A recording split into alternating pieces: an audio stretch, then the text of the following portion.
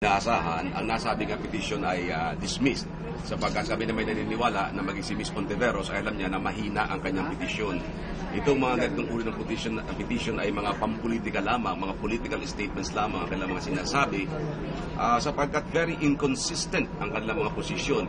Kung sinasabi nila na may advantage daw ang Pangulong Arroyo sa kanyang pagiging kandidato sa pagka-congresswoman, bakit hindi sila nagrereklamo sa mga senador na nakaupo ngayon na tumatakbong Pangulo?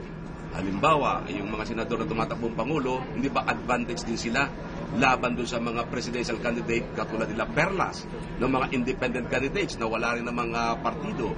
Bakit hindi nila ipa-disqualify o hingin ang pagbibigay sa katungkulan ng mga senador na tumatakbo sa pagkapangulo o pangalawang pangulo sapagkat maging sila ay may mga sarili-sariling mga tanggapan na magagamit nila para sa kanilang pangangampanya. Kaya para sa akin, inaasahan naman nila na ang kanyang uri ng petition ay madidismiss. At very, very inconsistent sila sa kanilang mga posisyon.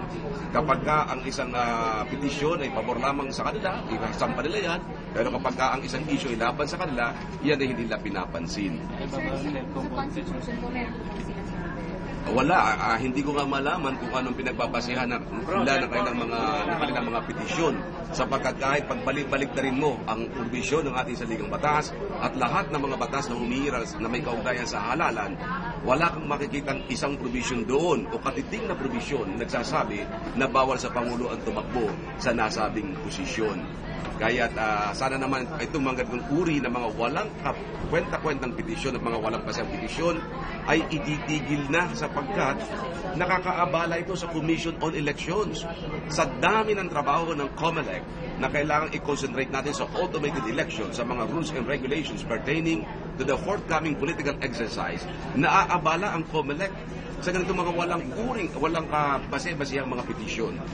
At kung sakaling man narinig ko na isasampa raw sa Korte Suprema, sana naman itigil na rin yan sapagkat mas maraming mahalagang mga kaso ang dapat resolbahin ng ating Korte Suprema kaysa sa ganitong mga uri ng petisyon na wala namang basihan. So, sakaling man mga